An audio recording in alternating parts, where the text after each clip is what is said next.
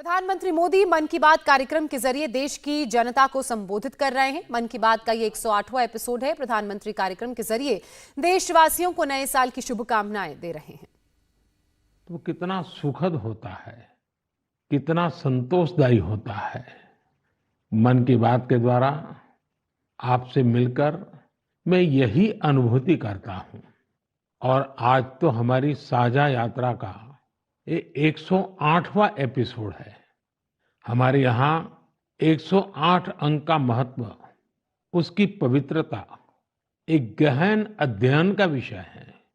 माला में 108 मन के, 108 बार जप, 108 दिव्य क्षेत्र, मंदिरों में 108 सीढ़ियां, 108 घंटियां, 108 का ये अंक असीम आस्था से जुड़ा हुआ है। इसलिए मन की बात का 108वां एपिसोड मेरे लिए और खास हो गया है। इन 108 एपिसोड्स में हमने जन भागीदारी के कितने ही उदाहरण देखे हैं, उनसे प्रेरणा पाई है। अब इस पड़ाव पर पहुंचने के बाद हमें नए सिरे से नई ऊर्जा के साथ और तेज गति से बढ़ने का संकल्प लेना है। और ये कितना सुखद संयोग है कि कल का सूर्योदय 2024 का प्रथम सूर्योदय होगा। हम वर्ष 2024 में प्रवेश कर चुके होंगे।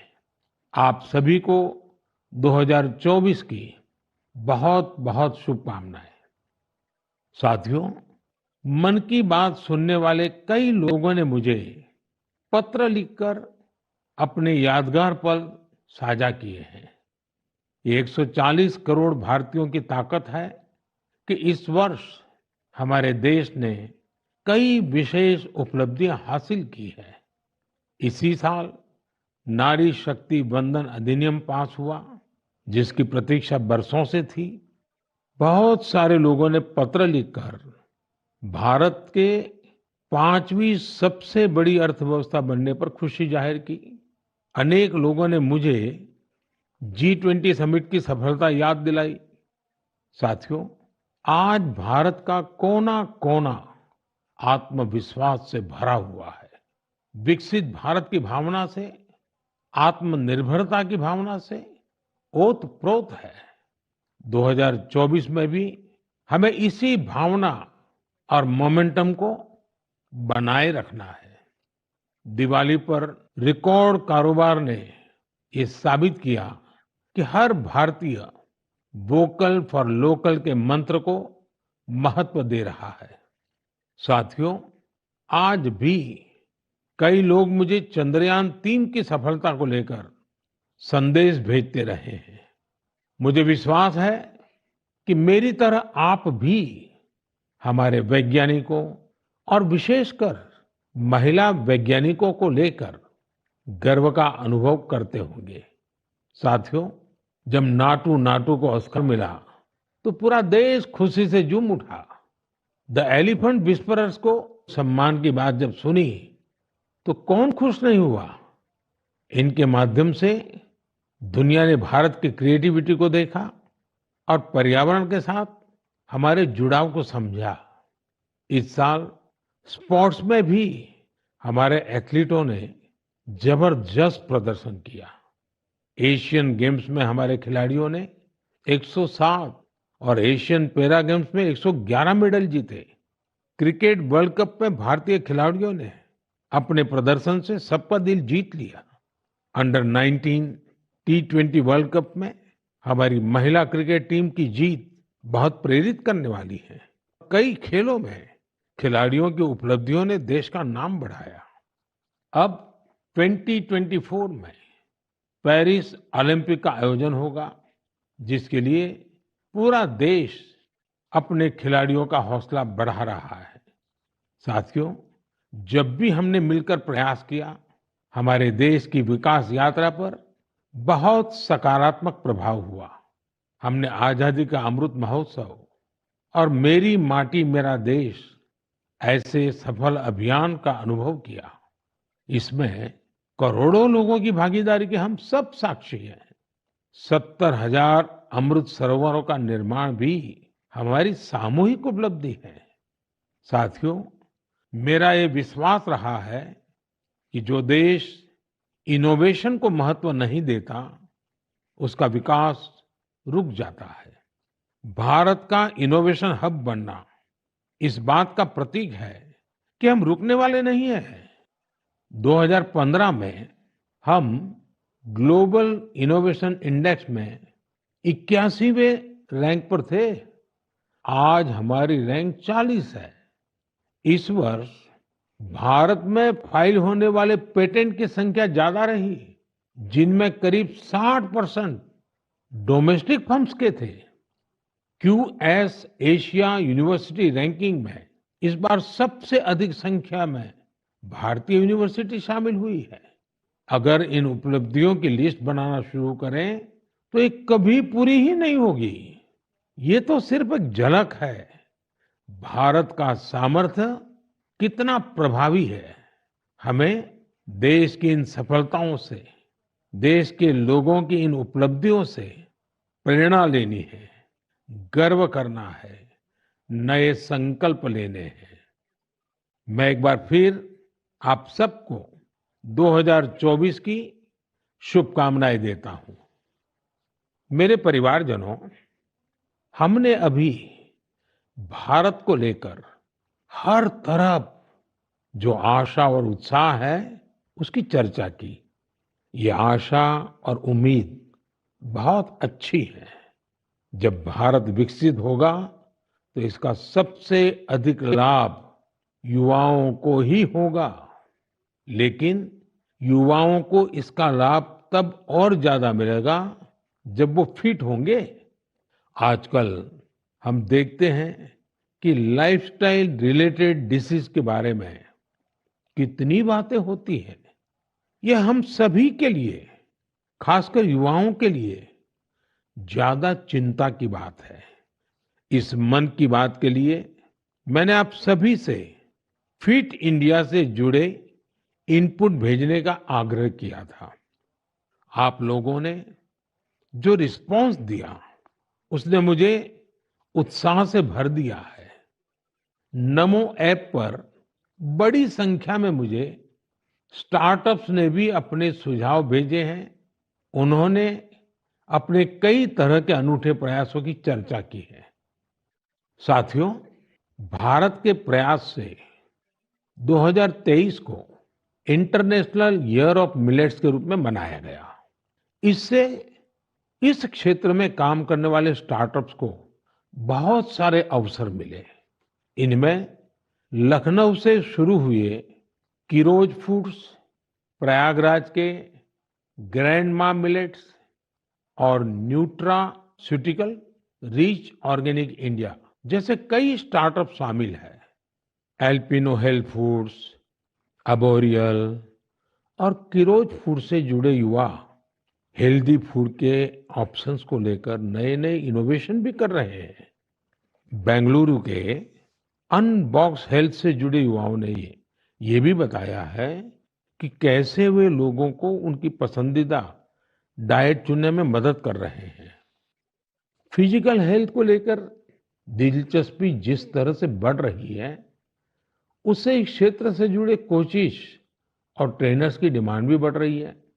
जोगो टेक्नोलॉजी जैसे स्टार्टअप्स इस मांग को पूरा करने में मदद कर रहे हैं। साथियों, आज फिजिकल हेल्थ और वेलबींग की चर्चा तो खूब होती है, लेकिन इससे जुड़ा एक और बड़ा पहलू है मेंटल हेल्थ का। मुझे यह जानकर बहुत खुशी हुई है कि मुंबई के इन्फी हिल और योर दोस्त जैसे स्टार्टअप्स मेंटल हेल्थ और वेलबींग को इम्प्रूव करने के लिए काम कर रहे हैं। इतना ही नहीं, आज इसके लिए आर्टिफिशियल इंटेलिजेंस जैसी टेक्नोलॉजी का इस्तेमाल भी किया जा रहा है। साथियों, मैं यहाँ कुछ ही स्टार्टअप्स का नाम ले सकता हूँ क्योंकि लिस्ट बहुत लंबी है। मैं आप सभी से आग्रह करूंगा कि फिट इंडिया के सपने को साकार करने की दिशा में इनोवेटिव हेल्थ केयर स्टार्टअप्स के बारे में मुझे जरूर लिखते रहें। मैं आपके साथ फिजिकल और मेंटल हेल्थ के बारे में बात करने वाले जाने माने लोगों के अनुभव भी साझा करना चाहता हूँ। ये पहला मैसेज सदगुरु जग्गी वासुदेव जी का है। ये फिटनेस विशेष रूप से फिटनेस ऑफ द माइंड यानी मानसिक स्वास्थ्य को लेकर अपने विचार साझा करेंगे। इस मन की बात में मन के स्वास्थ्य पर बात करना हमारा सौभाग्य है। Mental illnesses and how we keep our neurological system are very directly related. How alert, static-free and disturbance-free we keep our neurological system will decide how pleasant we feel within ourselves. What we call as peace, love, joy, blissfulness, agony, depression, ecstasy, all have a chemical and neurological basis. Pharmacology is essentially trying to fix the chemical imbalance within the body by adding chemicals from outside. Mental illnesses are being managed this way. But we must realize that taking chemicals from outside in the form of medications is necessary when one is in extreme situation. Working for an internal mental health situation or working for an equanimous chemistry within ourselves, a chemistry of peacefulness, joyfulness, blissfulness, is something that has to be brought into every individual's life, into the cultural life of a society and the nations around the world and the entire humanity. It's very important we understand our mental health, our sanity is a fragile privilege. We must protect it, we must nurture it. For this, there are many levels of practices in the yogic system. Completely internalized processes that people can do as simple practices with which they can bring certain equanimity to their chemistry and certain calmness to their neurological system. The technologies of inner well-being is what we call as the yogic sciences. Let's make it happen. सामान्य तौर पर सदगुरु जी ऐसे ही बेहतरीन तरीके से अपनी बातों को सामने रखने के लिए जाने जाते हैं। आइए अब हम जानी मानी क्रिकेट खिलाड़ी हरमनप्रीत कौर जी को सुनते हैं। नमस्कार, मैं अपने देशवासियों को मन की बात के माध्यम से कुछ कहना चाहती हूँ। माननीय प्रधानमंत्री श्री नरेंद्र मोदी जी के फिट इंडिया की पहल मुझे अपने फिटनेस मंत्र आप सभी के साथ शेयर करने के लिए प्रोत्साहित किया है। आप सभी को मेरा पहला सजेशन यही है, one can not out train a bad diet. इसका अर्थ ये है, आप कब खाते हो और क्या खाते हो, इसके बारे में आपको बहुत सावधान रहना होगा। हाल ही में माननीय प्रधानमंत्री मोदी जी ने सभी को बाजरा खाने के लिए इनकरेज किया है, जो कि इम्यूनिटी बढ़ाता है और टिकाऊ खेती करने में सहायता करता है और पचाने में भी आसान है। रेगुलर एक्सरसाइज और 7 घंटे की पूरी नींद बॉडी के लिए बहुत जरूरी है और फिट रहने के लिए मदद करती है। इसके लिए बहुत डिसिप्लिन एंड कंसिस्टेंसी की जरूरत होगी।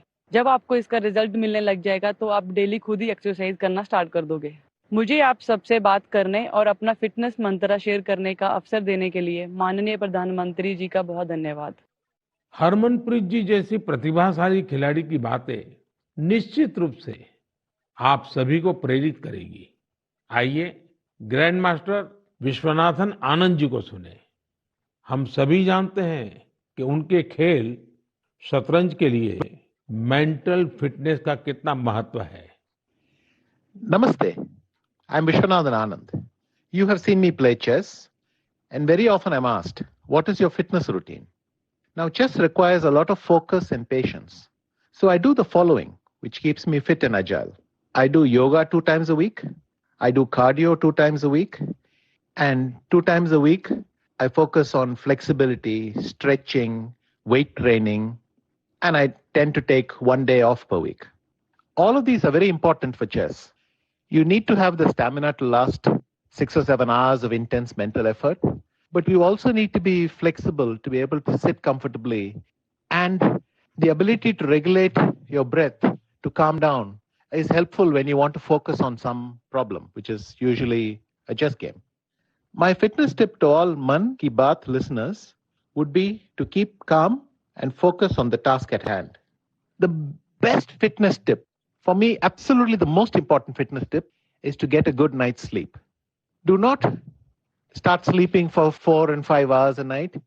I think 7 or 8 is an absolute minimum. So we should try as hard as possible to get a good night's sleep, because that is when the next day you're able to get through the day in calm fashion.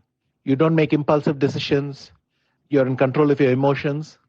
For me, sleep is the most important fitness tip.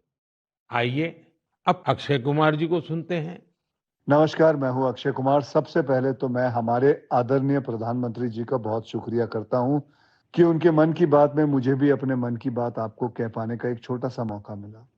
आप लोग जानते हैं कि मैं fitness के लिए जितना passionate हूं, उससे भी कई ज्यादा पैशनेट हूं नेचुरल तरीके से फिट रहने के लिए। मुझे ना ये फैंसी जिम से ज्यादा पसंद है बाहर स्विमिंग करना, बैडमिंटन खेलना, सीढ़ियां चढ़ना, मुद्गर से कसरत करना, अच्छा हेल्दी खाना खाना।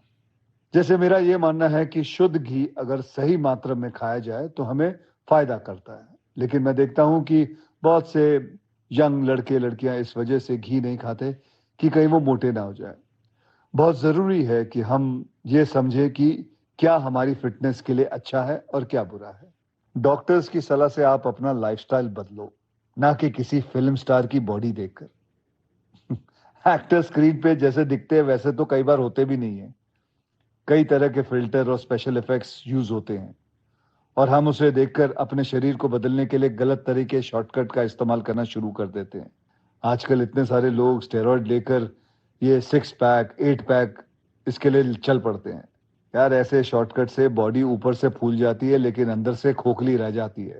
आप लोग याद रखिएगा कि shortcut can cut your life short. आपको शॉर्टकट नहीं, लॉन्ग लास्टिंग फिटनेस चाहिए।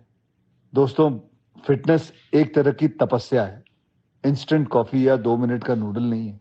इस नए साल में अपने आप से वादा करो, नो केमिकल्स, नो शॉर्टकट, कसरत, योग, अच्छा खाना, वक्त पे सोना, थोड़ा मेडिटेशन और सबसे जरूरी, जैसे आप दिखते हो ना, उसे खुशी से एक्सेप्ट करो। आज के बाद फिल्टर वाली लाइफ नहीं, फिटर वाली लाइफ जियो। Take care. जय महाकाल। इस सेक्टर में कई और स्टार्टअप्स हैं, इसलिए मैंने सोचा कि एक युवा स्टार्टअप फाउंडर से भी चर्चा की जाए जो इस क्षेत्र में बेहतरीन काम कर रहे हैं। नमस्कार, मेरा नाम ऋषभ मल्होत्रा है और मैं बैंगलोर का रहने वाला हूं। मुझे ये जानकर बेहद खुशी हुई कि मन की बात में फिटनेस पर चर्चा हो रही है। मैं खुद फिटनेस की दुनिया से बिलोंग करता हूं और बैंगलोर में हमारा एक स्टार्टअप है जिसका नाम है तगड़ा रहो। हमारा स्टार्टअप भारत के पारंपरिक व्यायाम को आगे लाने के लिए बनाया गया है। भारत के पारंपरिक व्यायाम में एक बहुत ही अद्भुत व्यायाम है जो है गदा व्यायाम, और हमारा पूरा फोकस गदा और मुग्दर व्यायाम पर ही है। लोगों को जानकर आश्चर्य होता है कि आप गदा से सारी ट्रेनिंग कैसे कर लेते हैं। मैं ये बताना चाहूंगा कि गदा व्यायाम हजारों साल पुराना व्यायाम है और ये हजारों सालों से भारत में चलता आ रहा है। आपने इसे छोटे बड़े अखाड़ों में देखा होगा और हमारे स्टार्टअप के माध्यम से हम इसे एक आधुनिक फॉर्म में वापस लेके आए हैं। हमें पूरे देश से बहुत प्यार मिला है, बहुत अच्छा रिस्पांस मिला है। मन की बात के माध्यम से मैं ये बताना चाहूंगा कि इसके अलावा भी भारत में बहुत से ऐसे प्राचीन व्यायाम हैं, हेल्थ और फिटनेस से रिलेटेड विधि है जो हमें अपनानी चाहिए और दुनिया में आगे भी सिखानी चाहिए। मैं फिटनेस की दुनिया से हूं तो आपको एक पर्सनल टिप देना चाहूंगा। गदा व्यायाम से आप अपना बल, अपनी ताकत, अपना पोस्चर और अपनी ब्रीदिंग को भी ठीक कर सकते हैं। तो गदा व्यायाम को अपनाएं और इसे आगे बढ़ाएं। जय हिंद। साथियों, हर किसी ने अपने विचार रखे हैं, लेकिन सबका एक ही मंत्र है, हेल्दी रहें, फिट रहें। 2024 की शुरुआत करने के लिए आपके पास अपनी फिटनेस से बड़ा संकल्प और क्या होगा। मेरे परिवारजनों, कुछ दिन पहले काशी में एक एक्सपेरिमेंट हुआ था जिसे मैं मन की बात के श्रोताओं को जरूर बताना चाहता हूं। आप जानते हैं कि काशी तमिल संगमम में हिस्सा लेने के लिए हजारों लोग तमिलनाडु से काशी पहुंचे थे। वहां मैंने उन लोगों से संवाद के लिए artificial intelligence AI tool Bhashini का सार्वजनिक रूप से पहली बार उपयोग किया। मैं मंच से हिंदी में संबोधन कर रहा था, लेकिन एआई टूल भाषिणी की वजह से वहां मौजूद तमिलनाडु के लोगों को मेरा वही संबोधन उसी समय तमिल भाषा में सुनाई दे रहा था। काशी तमिल संगमम में आए लोग इस प्रयोग से बहुत उत्साहित दिखे। वो दिन दूर नहीं जब किसी एक भाषा में संबोधन हुआ करेगा और जनता रियल टाइम में उसी भाषण को अपनी भाषा में सुना करेगी। ऐसा ही फिल्मों के साथ भी होगा। जब जनता सिनेमा हॉल में एआई की मदद से रियल टाइम ट्रांसलेशन सुना करेगी। आप अंदाजा लगा सकते हैं कि जब ये टेक्नोलॉजी हमारे स्कूलों, हमारे अस्पतालों, हमारी अदालतों में व्यापक रूप से इस्तेमाल होने लगेगी तो कितना बड़ा परिवर्तन आएगा। मैं आज की युवा पीढ़ी से आग्रह करूंगा कि रियल टाइम ट्रांसलेशन से जुड़े एआई टूल्स को और एक्सप्लोर करें, उन्हें 100% फुल प्रूफ बनाएं। साथियों, बदलते हुए समय में हमें अपनी भाषाएं बचानी भी हैं और उनका संवर्धन भी करना है। अब मैं आपको झारखंड के एक आदिवासी गांव के बारे में बताना चाहता हूं। इस गांव ने अपने बच्चों को मातृभाषा में शिक्षा देने के लिए एक अनूठी पहल की है। मंगलो गांव में बच्चों को कुडुख भाषा में शिक्षा दी जा रही है। इस स्कूल का नाम है कार्तिक उरांव आदिवासी कुडुख स्कूल। इस स्कूल में 300 आदिवासी बच्चे पढ़ते हैं। कुडुख भाषा उरांव आदिवासी समुदाय की मातृभाषा है। कुडुख भाषा की अपनी लिपि भी है, जिसे तोलंग सिकी नाम से जाना जाता है।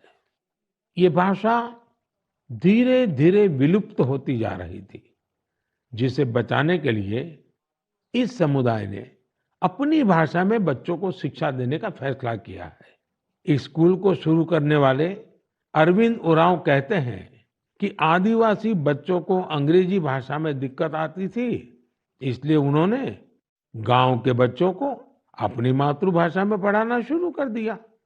उनके इस प्रयास से बेहतर परिणाम मिलने लगे तो गांव वाले भी उनके साथ जुड़ गए।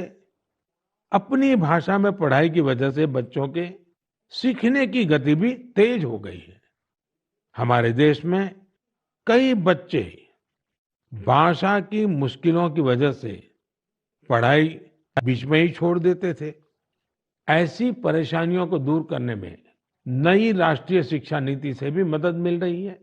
हमारा प्रयास है कि भाषा किसी भी बच्चे की शिक्षा और प्रगति में बाधा नहीं बननी चाहिए। साथियों, हमारी भारत भूमि को हर कालखंड में देश की विलक्षण बेटियों ने गौरव से भर दिया है। सावित्रीबाई फुले जी और रानी वेलु नाचियार जी देश की ऐसी ही दो विभूतियां हैं। उनका व्यक्तित्व ऐसे प्रकाश स्तंभ की तरह है जो हर युग में नारी शक्ति को आगे बढ़ाने का मार्ग दिखाता रहेगा।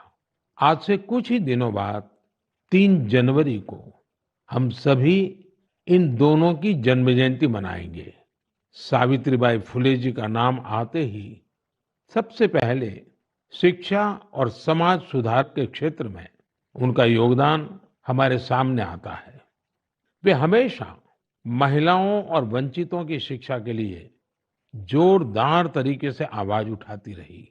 वे अपने समय से बहुत आगे थी और उन गलत प्रथाओं के विरोध में हमेशा मुखर रही। शिक्षा से समाज के सशक्तिकरण पर उनका गहरा विश्वास था। महात्मा फुले जी के साथ मिलकर उन्होंने बेटियों के लिए कई स्कूल शुरू किए। उनकी कविताएं लोगों में जागरूकता बढ़ाने और आत्मविश्वास भरने वाली होती थी। लोगों से हमेशा उनका यह आग्रह रहा कि वे जरूरत में एक दूसरे की मदद करें और प्रकृति के साथ भी समरसता से रहें। वे कितनी दयालु थी, इसे शब्दों में नहीं समेटा जा सकता। जब महाराष्ट्र में अकाल पड़ा तो सावित्रीबाई और महात्मा फुले ने जरूरतमंदों की मदद के लिए अपने घरों के दरवाजे खोल दिए। सामाजिक न्याय का ऐसा उदाहरण विरले ही देखने को मिलता है। जब वहां प्लेग का भय व्याप्त था तो उन्होंने खुद को लोगों की सेवा में झोंक दिया।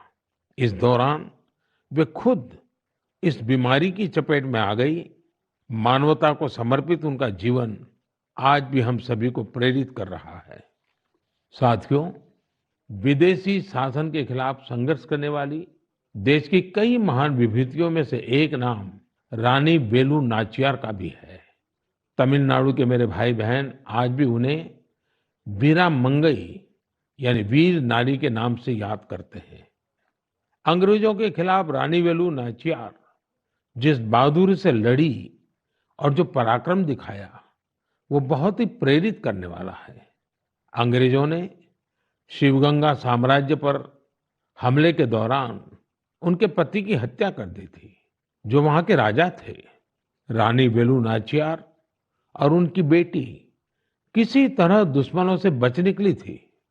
वे संगठन बनाने और मरूद ब्रदर्स यानी अपने कमांडरों के साथ सेना तैयार करने में कई सालों तक जुटी रही।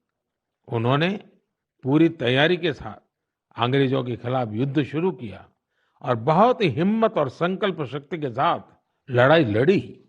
रानी वेलु नाचियार का नाम उन लोगों में शामिल है जिन्होंने अपनी सेना में पहली बार ऑल विमेन ग्रुप बनाया था।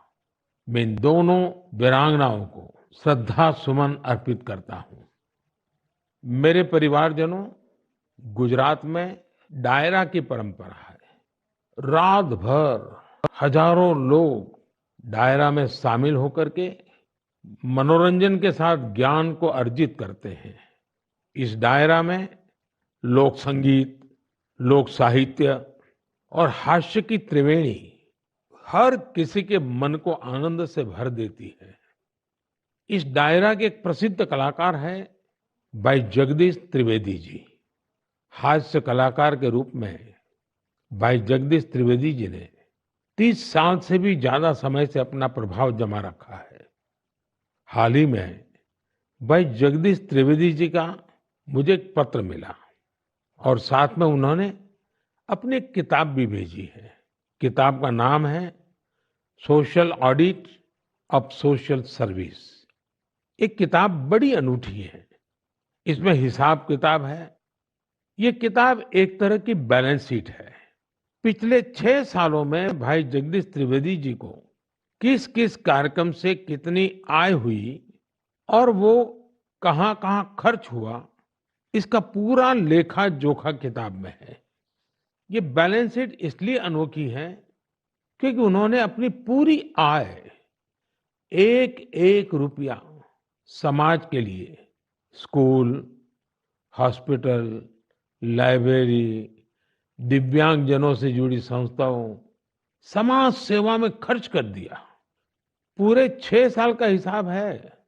जैसे किताब में एक स्थान पर लिखा है 2022 में उनको अपने कार्यक्रमों से आय हुई 2,35,79,674 रुपये और उन्होंने स्कूल, हॉस्पिटल, लाइब्रेरी पर खर्च किए 2,35,79,674 रुपये।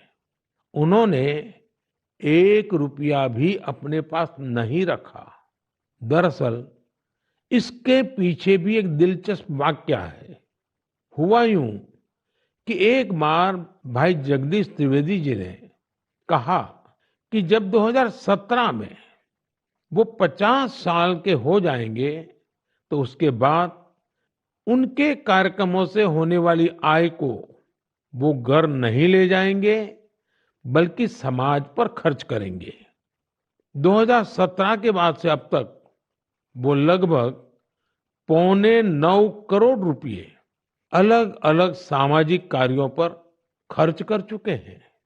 एक हास्य कलाकार अपनी बातों से हर किसी को हंसने के लिए मजबूर कर देता है, लेकिन वो भीतर कितनी संवेदनाओं को जीता है, ये भाई जगदीश त्रिवेदी जी के जीवन से पता चलता है। आपको ये जानकर हैरानी होगी कि उनके पास पीएचडी की 3 डिग्रियां भी है। वो 75 किताबें लिख चुके हैं। जिनमें से कई पुस्तकों को सम्मान भी मिला है। उन्हें सामाजिक कार्यों के लिए भी कई पुरस्कारों से सम्मानित किया जा चुका है।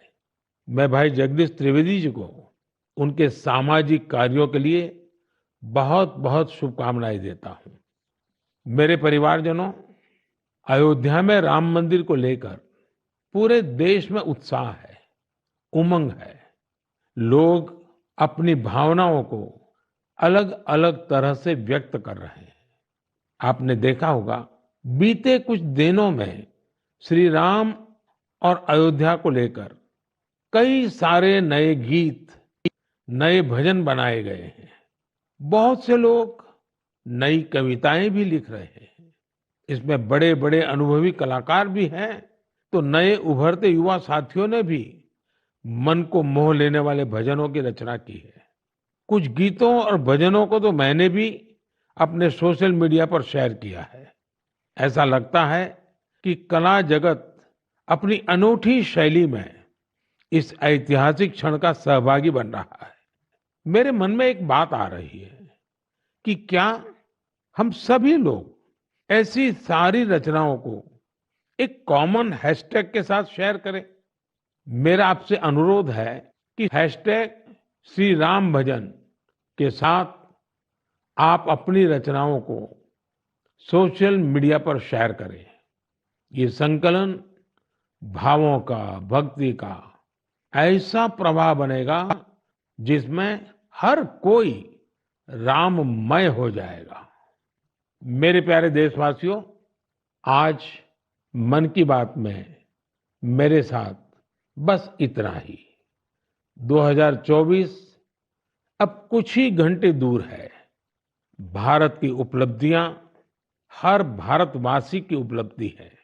हमें पंच प्राणों का ध्यान रखते हुए भारत के विकास के लिए निरंतर जुटे रहना है। हम कोई भी काम करें, कोई भी फैसला ले, हमारी सबसे पहली कसौटी यही होनी चाहिए कि इससे देश को क्या मिलेगा, इससे देश का क्या लाभ होगा। राष्ट्र प्रथम, नेशन फर्स्ट, इससे बड़ा कोई मंत्र नहीं। इसी मंत्र पर चलते हुए हम भारतीय अपने देश को विकसित बनाएंगे, आत्मनिर्भर बनाएंगे।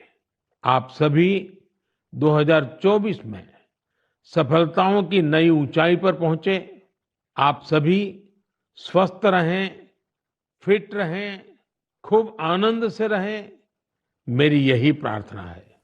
2024 में हम फिर एक बार देश के लोगों की नई उपलब्धियों पर चर्चा करेंगे।